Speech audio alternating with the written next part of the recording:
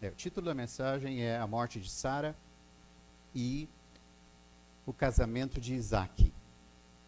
Então, o capítulo 23 fala da morte de Sara, o capítulo 24 fala do casamento de Isaac. O versículo 1 do capítulo 23 fala: Tendo Sara vivido 127 anos, versículo 2, morreu em Kiriat Arba, que é Hebron, na terra de Canaã. Veio Abraão lamentar Sara e veio Abraão lamentar Sara e chorar por ela.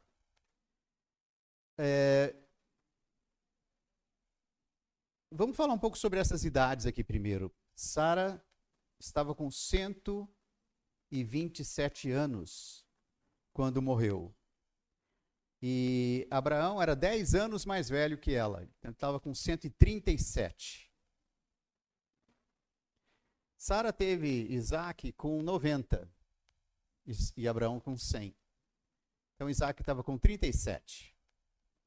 Então, Abraão, 137. Isaac com 37. Sara com 127. Quando Abraão foi chamado e foi morar em Canaã, ele tinha 75 anos. Então, nesse ponto aqui, ele já estava morando lá há 62 anos. Alguém de 37 anos aqui? Não. 37 anos. Então você tem a idade de Isaac quando a mãe dele morreu. Sua mãe está viva? Está ali? Ah, você é a mãe dele. Ah, sinto muito, irmã. Então 37 anos. E nesse ponto da história dessa família, eles já estavam ali há 62 anos. Alguém de 62 anos aqui? Além de mim? Olha, irmãos, eles estavam morando lá mais tempo, um pouco menos de tempo do que eu vivo. E Sara, Abraão foi para lá com 75 anos. Alguém com 75 anos aqui? Por enquanto? Quase. E Sara já estava com 127. Alguém com 127 por aqui? Não. Não chegamos lá, né? O que eu quero dizer é o seguinte: muito tempo se passou, né? Desde que o Senhor chamou Abraão, levou ele para morar ali e deu tantas e tantas experiências para ele. E Sara estava sempre junto com ele. E eles passaram por muitas experiências bem difíceis e diferentes. Quando eles foram para o Egito, quando foram para Gerar, assim, a vida deles foi intensa. Não foram os 62 anos que eles moraram ali até a morte de Sara, não foram 62 anos assim tranquilos. E ele já tinha peregrinado ali muito tempo. E o Senhor já tinha prometido essa terra para ele. Mas ainda assim, ele nunca teve nada próprio. Nunca comprou nada, nunca adquiriu nenhum palmo de terra. Ele peregrinou, o Senhor o fez enriquecer muito. Ele tinha muitos gados, muitos escravos, muitos servos. Ele prosperou bastante. Mas até então, ele continuava sendo um peregrino. No versículo 3 fala assim: Sou estrangeiro e morador entre vós. Ele ainda se apresentava assim. O Senhor já tinha prometido a terra para ele, mas ele sabia da condição dele. Ele era estrangeiro e peregrino. Dai-me a posse de sepultura convosco, para que eu sepulte a minha morta. 5. Responderam os filhos de Et a Abraão, dizendo: Ouve-nos, Senhor. Tu és príncipe de Deus entre nós. Sepulta numa das nossas melhores sepulturas a tua morta. Nenhum de nós te vedará a sua sepultura, para sepultares a tua morta. 7. Então se levantou Abraão, se inclinou diante do povo da terra, diante dos filhos de Et, e lhes falou, dizendo: Se é do vosso agrado que eu sepulte a minha morta, ouve-me e intercedei por mim junto a Efron, filho de Zoar, para que ele me dê a caverna de Macpela, que tem no extremo do seu campo, que me dê pelo devido preço, em posse da sepultura entre vós. Ora, Efron, o Eteu, Efron, o Eteu, sentando-se no meio dos filhos de Et, respondeu a Abraão, ouvindo os filhos de Et, a saber, todos os que entravam pela porta da sua cidade. De nenhum modo, ou de modo nenhum, meu senhor, ouve-me. Dou-te o campo, e também a caverna que nele está, na presença dos filhos do meu povo te dou, sepulta a tua morta. Então se inclinou Abraão diante do povo da terra, e falou a Efron na presença do povo da terra, dizendo: Mas, se concordas, ouve-me e peço-te. Darei o preço do campo, toma-o de mim, e sepultarei ali a minha morta. Respondeu-lhe Efron: Meu senhor, ouve-me. Um terreno que vale 400 ciclos de prata, que é isso entre mim e ti? Sepulta ali a tua morta. Tendo Abraão ouvido isso, a Efron pesou-lhe a prata de que este lhe falara diante dos filhos de Et, 400 ciclos de prata, moeda corrente entre os mercadores. E assim o campo de Efron, que estava em Macpela, fronteiro a Manre, o campo, a caverna e todo o arvoredo que nele havia, e todo o limite ao redor, se confirmaram por posse a Abraão na presença dos filhos de Et, de todos os que entravam pela porta da cidade.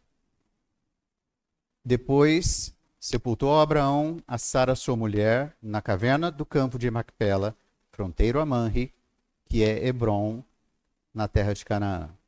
E assim, pelos filhos de Et se confirmou a Abraão o direito do campo e da caverna que nele estava, em posse de sepultura. Esse é o capítulo curto, parece uma historinha... uma historinha, né? Não tem tanto significado. Mas, na verdade, tem muito significado, né? Nós temos de nos lembrar, a Bíblia não costuma desperdiçar palavras. E a gente, então, precisa entender um pouco isso. Abraão estava ali há 62 anos, mas ainda assim ele não se considerava um morador da terra. Ele ainda era um peregrino na terra. E mesmo com toda a bênção que o Senhor havia dado, e mesmo com a promessa que o Senhor deu a ele de dar aquela terra toda para ele, ele ainda se sentia esse peregrino. E essa foi a maneira que ele dependeu do Senhor cada momento. Sentir-se peregrino foi a maneira que ele pôde perceber a verdadeira condição dele. Eu estou aqui, mas eu não pertenço aqui. Eu fui chamado pelo Senhor. O Senhor me tirou da minha terra. Aquela era a minha terra. Essa aqui não é. O Senhor vai me dar, mas eu ainda não estou tomando posse dela. E todas as bênçãos que o Senhor me deu não é para que eu fique arraigado nela. Ele tinha noção muito clara disso. Só que agora, na hora de sepultar Sara, Não parece estranho que ele tenha... Ele nunca comprou nada em vida. Então, pensa um pouquinho nas pessoas falando dele. Tá vendo aquele cara? Enquanto a mulher estava viva, não comprou nada para ela. Entendeu? Foi só ela morrer. Ele comprou um campo com um arvoredo e uma caverna por 400 peças de prata. Se você tiver de cuidar da sua mulher, cuida em vida. Não espera ela morrer para você fazer isso. Não parece uma coisa estranha? Mas quando a gente vai para o Novo Testamento, né, nós vamos lá para Hebreus, capítulo 11, dá para entender melhor por que Abraão agiu assim. Hebreus 11, versículos 8 e 9. Pela fé, Abraão, quando chamado, obedeceu a fim de ir a um lugar que havia de receber por herança, e partiu sem saber para onde ia.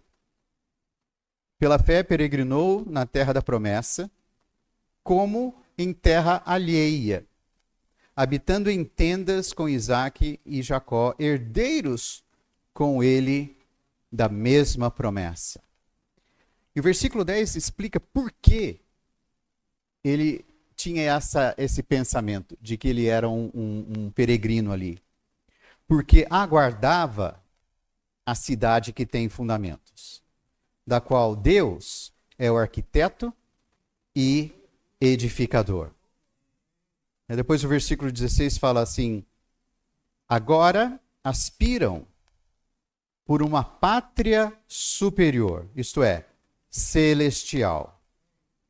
Por isso Deus não se envergonha deles de ser chamado o seu Deus, porquanto lhes preparou uma cidade. Enquanto Abraão estava peregrinando ali, ele sabia que não pertencia àquele lugar. Ele iria receber por herança. A sua descendência iria receber por herança.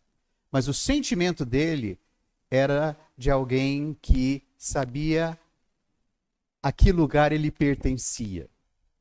Ele não pertencia àquele lugar. Especialmente não naquela época e naquela situação.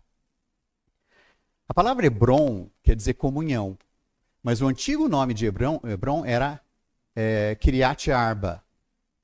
E Arba era o nome da pessoa que dominava aquela região, e o nome da pessoa passou a ser o nome do lugar. E ele era um dos Enaquins, ele era um dos gigantes. Ele era um dos descendentes da união dos anjos com as mulheres. Então, aquela região estava dominada por essas forças malignas. Naquele lugar, Abraão peregrinava, mas ele não pertencia àquele lugar. E quando ele então foi sepultar, ele não... O que os moradores da terra falaram? Você pode sepultar em qualquer uma das nossas sepulturas. Mas ele não fez isso. Porque ele queria algo que também o distinguisse daquela geração e das pessoas que moravam ali. Porque ele não pertencia àquele lugar, também ele não queria ter um lugar fixo ali. Se em vida ele não tomou posse daquilo, agora na morte ele queria fazer um testemunho, uma declaração que ele não pertencia àquele lugar, ele estava comprando algo, ele estava resgatando, ele estava separando algo. Em certo sentido, irmãos, ele estava santificando aquele lugar. Aquele lugar passaria a ser santo. Não mais seria de Kiriat Arba, seria Hebron. Seria comunhão. Sabe, isso para nós é um encorajamento e uma figura que retrata a nossa vida.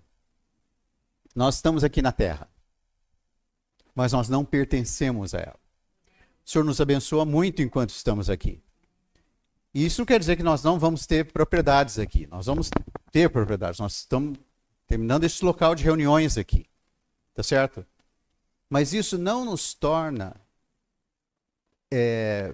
presos aqui. Não nos faz presos aqui. Porque nós temos uma pátria celestial. E é muito difícil entender e explicar isso. Por que alguém que peregrinou a vida inteira compra um campo como sepulcro? Que depois não só ela foi sepultada, mas ele também foi, depois Isaac e Rebeca, e depois também Lia e Jacó. Então, essa não é fácil entender, mas eu acho que nós pegamos o sentimento disso. Nós vivemos aqui, mas a nossa pátria é celestial. É um lugar resgatado. É um lugar que antes podia ter sido do homem mais poderoso, mas o Senhor veio e resgatou. O Senhor resgatou a criação. O Senhor resgatou a nossa verdadeira morada. A nossa morada foi resgatada pelo sangue do Senhor. É ali que nós pertencemos. Então hoje, quando nós vivemos aqui, nós ainda nós temos os olhos focados no nosso verdadeiro lar. O nosso verdadeiro descanso foi comprado por um preço muito alto. E vejam só, Abraão não pechinchou, ele não regateou. Quanto o dono do campo falou assim, o que são 400 peças de prata? Ele não falou assim, deixa se eu pagar à vista, tem desconto? Parcela quanto? Em quantas vezes no Pix? Então, não. Quanto é? Ele ouviu o preço, ele pesou a prata, passou para o proprietário e ali na frente, na presença de todos os anciãos da terra sentados à porta da cidade. Você sabe, a porta da cidade naquela época era a prefeitura, era o cartório, era tudo, o tribunal, né? As pessoas eram julgadas ali, as decisões comunitárias eram tomadas ali em vários trechos do Antigo Testamento. Você vê isso. Eles estavam à porta, a coisa era feita à porta. Então, a porta da cidade era isso. Ló foi encontrado à porta da cidade de Sodoma quando os anjos chegaram. E aí, mais tarde, eles falaram, se você chegou agora e quer ser juiz aqui. Então, a porta da cidade era o centro administrativo assim, da cidade. Então, na presença de todos eles, ele pesou e todos ali deram testemunho. A partir de agora, ele não pediu desconto, o Senhor não pechinchou. Qual era o preço? O preço era o sangue dele. Ele pagou. E nós hoje tomamos posse disso. Nós somos do Senhor. Então, quando nós olhamos para a situação do mundo, quando nós olhamos para a nossa situação no mundo, nós devemos nos lembrar disso. Nós somos resgatados. Nós não pertencemos aqui. Nós somos do Senhor. A nossa pátria é celestial. Nós aguardamos novos céus e nova terra, onde habita a justiça. Abraão teve esse exemplo, esse modelo. Bom, esse é o capítulo 23. No capítulo 24... nós temos o casamento de Isaac. Se o capítulo 23 tem apenas 20 versículos e é gostoso de ler e tal, o capítulo 24 tem 67 versículos. 3 vezes mais. Certo? 3 vezes mais e mais um. E se você lê, não dá vontade, em vez de ler o livro, assistir o filme? Porque é longo e repetitivo. Abraão chama o seu servo, dá umas instruções para ele, e a coisa vai acontecendo. Quando ele chega lá e começa a e encontra Rebeca, ele fala tudo para ela. Aí ela vai para casa. Quando ele vai falar, ele repete tudo. E Moisés registrou tudo. Não era mais fácil de ele falar assim. E aconteceu exatamente como. Não, ele relata de novo. E você é obrigado a ler, especialmente se você está lendo na leitura sequencial, né? Um capítulo por dia, ou às vezes 3 capítulos por dia, 3 capítulos por dia. Quando você chega em Gênesis 24, você já começa a dar sinais de que ler 3 capítulos do Antigo Testamento por dia talvez não seja tão fácil assim. Para que tanto detalhe? Para mostrar como o Senhor é meticuloso para produzir a igreja. A Rebeca é uma figura da igreja. Certo? 2 Coríntios 4, 4:2 fala que ele apresentou os irmãos. Paulo diz, né? Eu vos apresentei como virgem pura a um só esposo que é Cristo. É isso? 2 Coríntios 11:2. 11:2.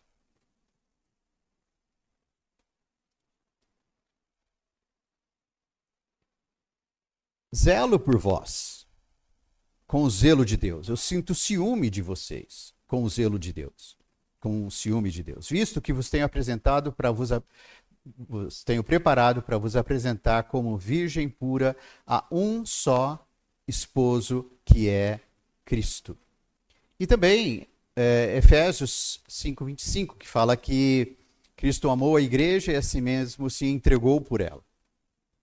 Então o homem e a mulher, marido e esposa, são um símbolo de Cristo e a igreja, que é o desejo de Deus. Tudo que Deus fez até agora foi para quê? Para ter a igreja, que somos nós. A igreja, o seu corpo, que somos nós. Então, o capítulo 24 de Gênesis é uma espécie de resumo de toda a Bíblia, porque de Gênesis 1 até Apocalipse 22, o que nós vamos ter é justamente isso. Nós temos Adão e Eva em Gênesis 1 e nós temos Deus e a Nova Jerusalém, ou Cristo e a igreja, em Apocalipse 22. Então, a história de toda a Bíblia está representada nesta história de Isaac e Rebeca. Então, o Espírito resolveu repetir isso várias vezes, para mostrar como é importante essa questão. Irmãos, nós somos a noiva de Cristo. E o Senhor cuida de nós. O Senhor cuida de nós, especialmente por meio do quê? Da palavra. É isso que ele fala em Efésios 5:26. Vamos ler?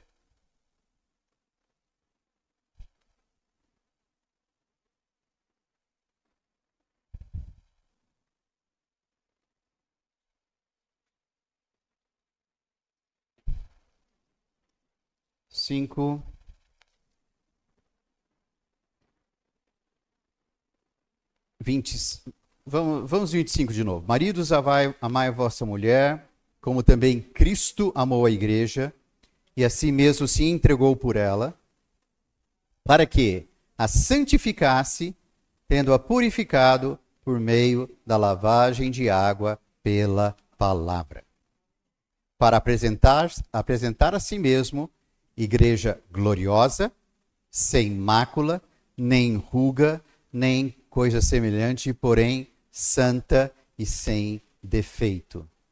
Irmãos, O capítulo 24 de Gênesis é uma expansão desses 3 versículos de Efésios 5. Cristo amou a igreja, a si mesmo se deu por ela. Hoje ele trabalha nela para apresentá-la a si mesmo como igreja gloriosa, santa e sem defeito. Que foi isso que aconteceu. Isaac estava no campo, de repente ele olha e vê a Rebeca. Ela estava chegando de camelo, olha para aquele jovem de 40 anos, passeando no campo no final do dia, despreocupado, e ela foi apresentada a ele, e eles se casaram e viveram felizes para sempre. Claro, a gente conhece a história depois. Mas o ponto é o seguinte, irmãos. Essa figura é a nossa história. Nós somos a noiva. Nós não somos ainda uma noiva gloriosa, santa, sem defeito, irrepreensível, mas o Senhor está fazendo o que conosco? Ele está lavando. Ele está lavando. Cada momento que nós vamos até a palavra, nós somos lavados. O que nós estamos fazendo aqui essa noite? Nós estamos sendo lavados. Nós vamos sair daqui um pouco mais lavados do que quando chegamos. Dia a dia nós podemos ser lavados. Dia a dia nós podemos desfrutar a palavra, dia a dia nós temos vários recursos, nós temos a imersão, nós temos todos os recursos que o Senhor nos dá para nos lavar, tirar as manchas, tirar as rugas e até o momento que ele vai voltar, nós vamos nos casar e de fato viver felizes para sempre. Mas hoje nós estamos nesse processo. Então, graças ao Senhor, nós tivemos uma ótima experiência aqui. Agora, uma hora e pouco atrás, nós viemos, fizemos imersão, saímos para convidar pessoas. Foi muito bom ver os irmãos saindo todos apreensivos, assim, o que eu vou fazer? E voltando felizes, sorridentes, e fala, ufa, foi tão bom, né? É sempre assim. Então, irmãos, o que aconteceu? Nós somos lavados. O que está acontecendo agora? Nós estamos sendo lavados. Irmãos, nós vamos continuar a ser lavados até a volta do Senhor. Água não vai faltar. Água não vai faltar.